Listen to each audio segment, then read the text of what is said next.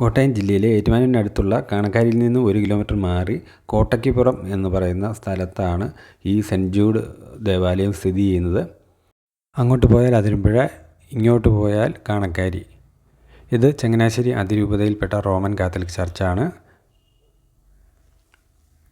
ഇവിടെ യൂദാശ്ലീഹ പുണ്യാളൻ്റെ തിരുശേഷിപ്പുണ്ട്. ഇതിനോടനുബന്ധിച്ച് സ്നേഹഭവൻ എന്ന് പറയുന്ന ഒരു ഓൾഡ് ഏജ് ഹോമും ഉണ്ട്. ചാരിറ്റി ചെയ്യേണ്ടവർക്ക് ചെയ്യാൻ പറ്റും.